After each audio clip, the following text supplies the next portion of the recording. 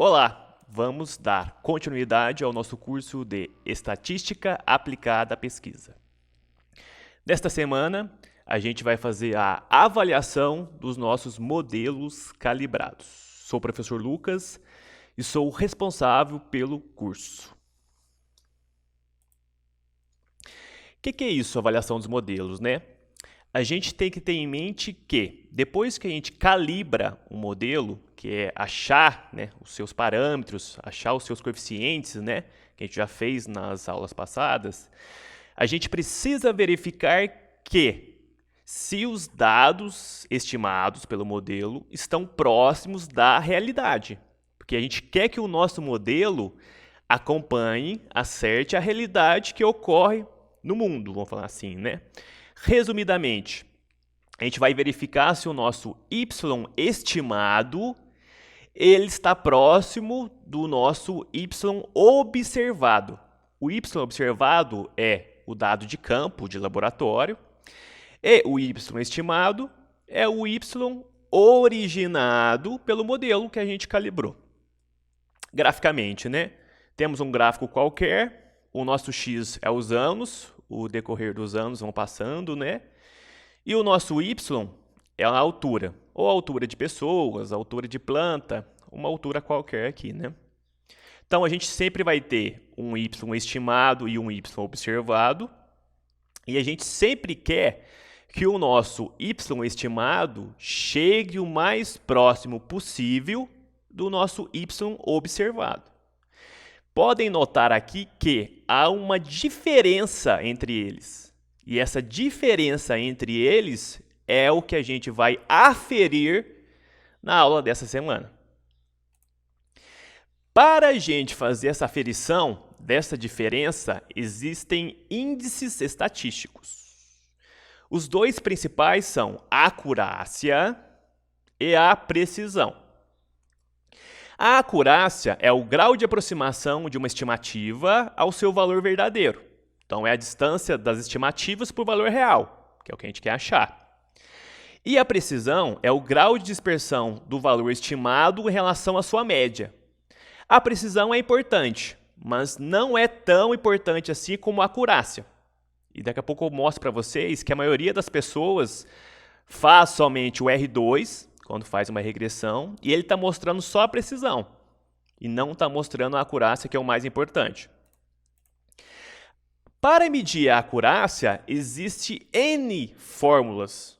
Eu recomendo a utilização do MAP, que é o erro percentual absoluto médio. O que é isso? É o erro em porcentagem. Ele dá um valor que é considerado erro em porcentagem. Então, quanto menor o MAP, mais pequeno, melhor. Porque ele é o erro, né? Então, quanto mais pequeno o erro, melhor. A precisão, também conhecido como dispersão, né? Repetitibilidade. Esse modelo está repetindo naquele local. A gente verifica pelo coeficiente de determinação, que eu já falei para vocês nas aulas passadas. A gente sempre vem fazendo ela para a gente gravar bem, né? Para o coeficiente de determinação é o contrário. Quanto maior, mais próximo de 1, melhor. Geralmente é mais usual as pessoas fazerem somente o R2 na modelagem, mas não é o correto. Tem que ter ambos, uma medida de acurácia e uma medida de precisão. Eu gosto muito, para fixar, mostrar graficamente o que a gente está falando, né? Por meio de um alvo. No centro é o nosso y observado, o centro do alvo, é onde a gente quer acertar, que é o valor verdadeiro, né? E as setas, teoricamente, são nossos y estimados. As setas, nossos dardos, né? Primeira situação, eu jogo os dardos e eles caem todos espalhados. Então, é duas coisas. Eu não acertei o alvo, que é o meio, e ainda que espalhou todas as setas. É o mais ruim que pode acontecer. Não está curado. O R2 é baixo, porque não foi repetitivo. As setas caíram espalhadas, né? E o MAP é alto, porque eu não acertei o meu alvo, que é o centro. Então, é péssimo, né? Ok, segunda situação, eu jogo os dardos, né? Todos caem no mesmo local. Entretanto, todavia, porém, contudo, não é o local que eu quero, né? Existe aqui, ó, uma diferença entre o alvo que eu quero, que é o centro, e aonde as setas caíram, né? Nessa situação não está acurado, viu?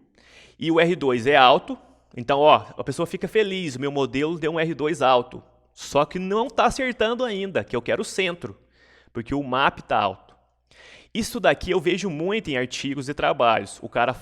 A pessoa faz só o R2 dá alto, ele sugere a utilização daquela modelagem, entretanto, não é o correto, porque olhem para você ver. Mostra que o Y estimado sempre cai no mesmo local, o modelo sempre acerta aquela situação, só que aquela situação não é a verdadeira.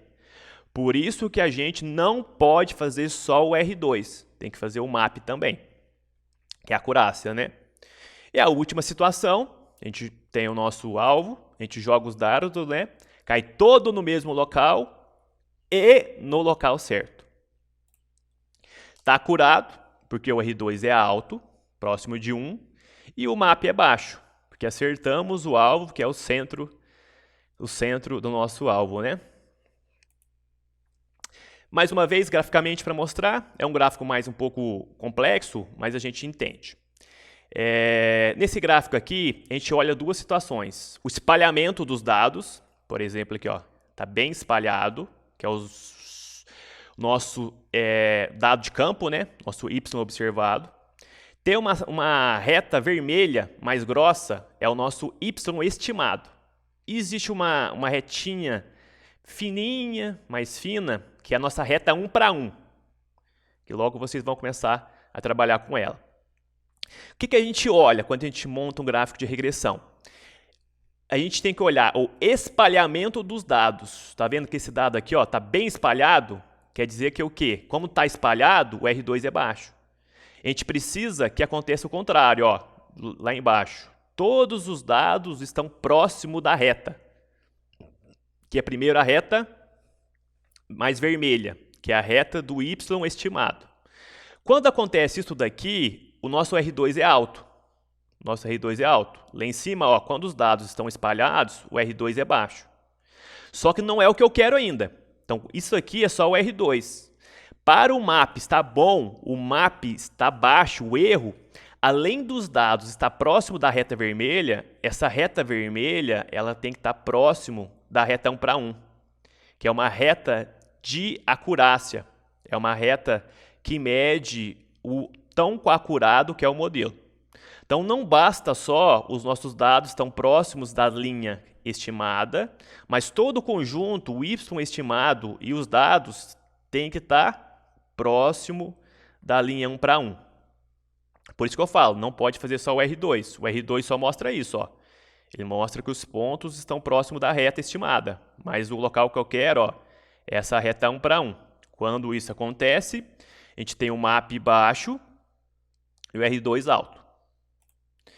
Resumindo tudo, sempre recomendo fazer o R2 para medir a precisão e o MAP para medir a acurácia. Ambos os modelos vão no material e métodos do trabalho.